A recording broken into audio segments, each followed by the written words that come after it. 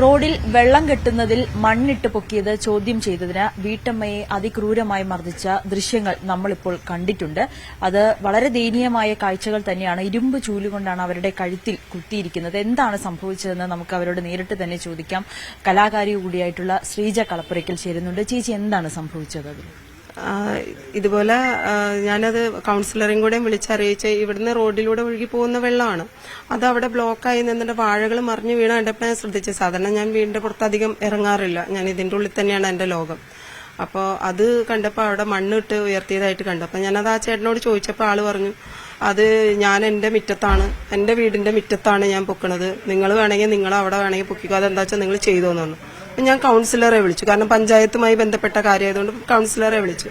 Councillor വരാമെന്ന് പറഞ്ഞു. Councillor വന്നപ്പോൾ ഞാൻ ഫോണിൽ വീഡിയോ ഓൺ ചെയ്ത് ഞാൻ അവിടെ അടുത്തേക്ക് നടന്നു പോകുന്നതും അതിനുശേഷം കണ്ട കാര്യങ്ങളും അത്ര തന്നെയാണുള്ളത്.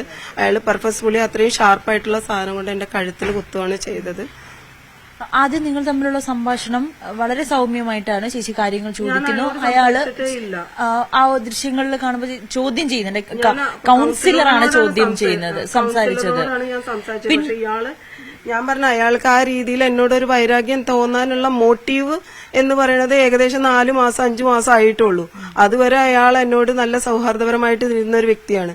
അയാളുടെ ഒരു ഇഷ്ടത്തിന് അല്ലെങ്കിൽ അയാൾ ഉദ്ദേശിക്കുന്ന രീതിയിൽ തന്നെ ആ രീതിയിൽ കിട്ടില്ല എന്ന് മനസ്സിലായതുകൊണ്ടാണ് അയാൾക്ക് ആ രീതിയിലുള്ള ഒരു വൈരാഗ്യം എന്നോട് ഉടലെടുത്തത്. അല്ലാണ്ട് തുടക്കത്തിലൊന്നും അയാൾക്ക് എന്നോട് ഒരു പ്രശ്നവും ഉണ്ടായിരുന്നില്ല. ഈ തരത്തിലുള്ള ഒരു പ്രശ്നങ്ങളും ഞങ്ങൾ തമ്മിൽ ഉണ്ടായിരുന്നില്ല. അയാൾ വിളിക്കുമ്പോൾ ഫോൺ എടുക്കണം, അയാളോട് ചാറ്റ് ചെയ്യണം, അയാളോട് രാത്രി കാലങ്ങളിൽ സംസാരിക്കണം. അയാളുടെ ഇഷ്ടത്തിന് വരുമ്പോൾ അതിന് പറ്റില്ല എന്നുള്ളത് പ്രതികരിച്ചതുകൊണ്ടാണ് ആ രീതിയിൽ തുടർച്ചയായിട്ട് പ്രശ്നങ്ങൾ വന്നപ്പോൾ ഷാർപ്പായിട്ട് തന്നെ ഞാൻ പറഞ്ഞിട്ടുണ്ട്. അയാൾ ഇവിടെ വന്നിട്ട് ആ രീതിയിലൊക്കെ ആയിട്ട് പെരുമാറുന്നത് ഇവിടെ പണിക്ക് നിൽക്കുന്ന ആൾക്കാർ കണ്ടിട്ടുമുണ്ട്. അപ്പൊ ഇതിനു മുൻപും ചേച്ചിയുടെ കുടുംബ പ്രശ്നവുമായി ബന്ധപ്പെട്ട് അയാൾ ചേച്ചിക്ക് ഒപ്പം നിന്നു, അതാണ് മുതലെടുത്തത് അല്ലേ?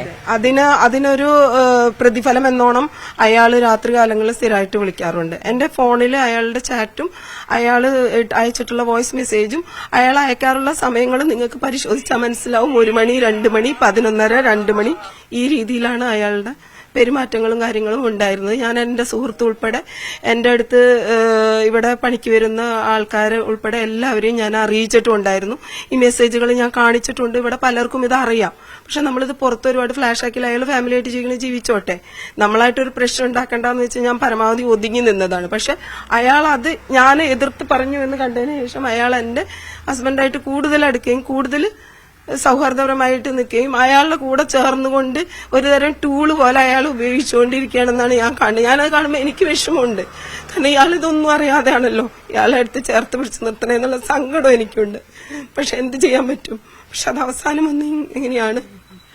പോലീസിൽ ഇത് സംഭവം പരാതി നൽകി, ആക്രമിച്ചത് പരാതി നൽകി, ദൃശ്യങ്ങളടക്കം നൽകി. പക്ഷെ വേണ്ട രീതിയിൽ പോലീസ് കേസ് എടുത്തിട്ടില്ല. ഇപ്പോഴും വധശ്രമത്തിന് കേസ് എടുത്തിട്ടില്ല എന്നാണ് എന്റെ അറിവ്. എനിക്ക് കിട്ടിയിട്ടുള്ള FIR പ്രകാരം അതിനകത്ത് ഞാൻ എന്നെ കൊല്ലാൻ ശ്രമിച്ചു, കൊലപാതകം എന്താ വെച്ചാൽ രണ്ടാമത്തെ എന്റെ മൊഴി എടുത്തിട്ടില്ല. FIR ഇടാൻ എന്റെ സ്റ്റേറ്റ്മെന്റ് എടുത്തിട്ടുണ്ടായിരുന്നില്ല. അത് ഉൾപ്പെടുത്തിയിട്ടില്ല എന്നുള്ള മനസ്സിലായിട്ട് ഞാൻ ചോദിച്ച് ചെന്നിട്ടുണ്ടായിരുന്നു. അപ്പൊ അവര് പറഞ്ഞ് CI പറയാതെ അവർക്കത് സെക്ഷൻ എഴുതി ചേർക്കാൻ പറ്റത്തില്ല. അതേപോലെ ഇത്രയും സ്ട്രോങ് ആയിട്ടൊരു എവിഡൻസ്, അയാൾ എന്നെ കുത്തുന്ന ഒരു എവിഡൻസ് ഉണ്ടായിട്ട് പോലും എന്തുകൊണ്ടാ സെക്ഷൻ എഴുതി ചേർക്കാൻ പറ്റുന്നില്ല എന്ന് പറഞ്ഞപ്പോൾ ഡോക്ടറായിട്ട് സംസാരിക്കണം എന്നാണ് പറഞ്ഞത്. ഇയാള് രാഷ്ട്രീയ സ്വാധീനമുള്ള ഒരു വ്യക്തി കൂടിയാണ്. എന്റെ ഹസ്ബൻഡ് രാഷ്ട്രീയക്കാരനാണ്. അയാളുടെ സ്വാധീനം ഇയാൾക്ക് നന്നായിട്ടുണ്ട്.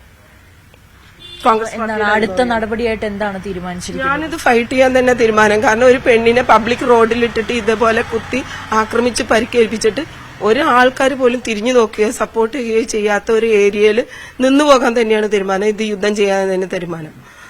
എന്തായാലും നിയമ നടപടികളുമായി മുന്നോട്ട് പോകാൻ തന്നെയാണ് ശ്രീജ തീരുമാനിച്ചിരിക്കുന്നത്. പ്രത്യേകിച്ച് പോലീസിന്റെ ഭാഗത്തു നിന്നും വലിയ വീഴ്ച സംഭവിച്ചു എന്നൊരു ആരോപണം കൂടിയാണ് നിലനിൽക്കുന്നത്. ക്യാമറാമാൻ KP ദിനേശിനോടൊപ്പം നവമി ദിനേശ്, News 18 കൊച്ചി. കൂടുതൽ വാർത്തകൾക്ക് News 18 Keralam YouTube channel subscribe ചെയ്യുക.